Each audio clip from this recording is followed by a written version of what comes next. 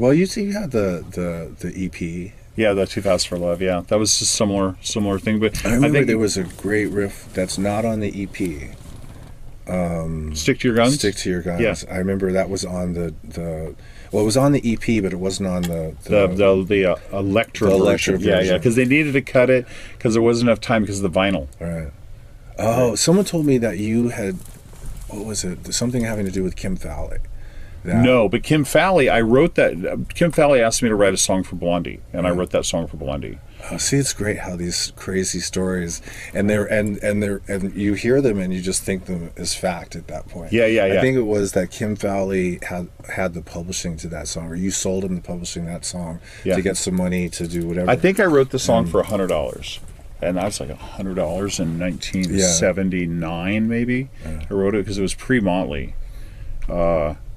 But I was like that riff too. Yeah, and then there's another. Now I'm going on Motley stuff, but there was a riff on another song on the same record that had a similar riff that actually made the record, which is. Oh, that's 2000 for Love. Yeah. And then the other one was. I can't even remember. That's okay. I can't either. But it was similar. On 2000 for Love, yeah, that's like just the chromatic. It's a.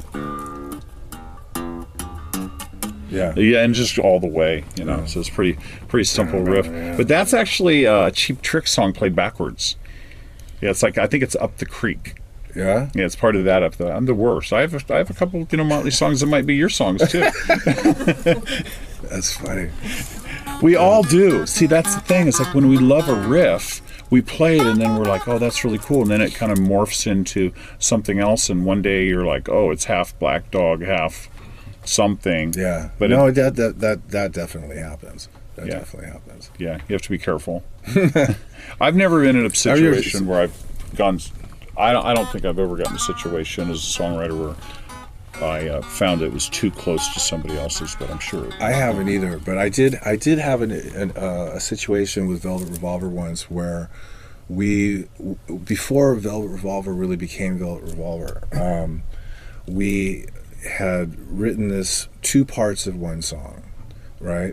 Duff and Matt and I, and then we were working with some other guys who will remain nameless, who brought in the other two parts of that song. And so when Velvet Revolver came together, we kept the song as it was. Right. And it turned out that the other two guys had lifted their parts from a band that they were rehearsing next door to. So that band heard that song and said, well, those are our riffs. And we didn't know what the fuck they were talking about. Right. And then we heard their song. Heard who it was, but that was the band that was rehearsing next door to your guys' rehearsal studio. So when we heard the record, the song, it was, I heard where those parts were, and I was like, oh fuck, we didn't write them. So those guys had songwriting credit. Well, the not the original band, but the guys we were working with. Yeah.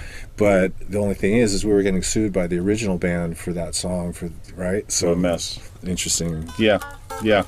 Like out of the blue, one of those things you're like, huh? Yeah. You got to be fucking kidding me. Yeah, the lawsuit. Well, between the two of us, some bands you've never heard of. We must have had more lawsuits. Because as soon as you get successful, the lawsuits just start. It's just part of the thing. No, I had a stalker guy who said that all my riffs I cosmically stole out of his brain, and he was making all these death threats and sending us these letters. And I had to get a restraining order. So we're sitting in court, and here's this guy. I've seen pictures of him. Here he is in the flesh, and he's telling the judge that I stole. He believes it. Yeah. It's like, maybe you did. Yeah, right? Yeah. Where are these riffs coming from anyway? From this other place. It was really a bizarre. Yeah. Well, you know what? People are crazy, but rock and roll stays the course. Yeah, well, it wouldn't be rock and roll if it weren't crazy. That's true. Right? Thank you so much, dude. Dude, thanks for having me. It's really good to be here. Awesome.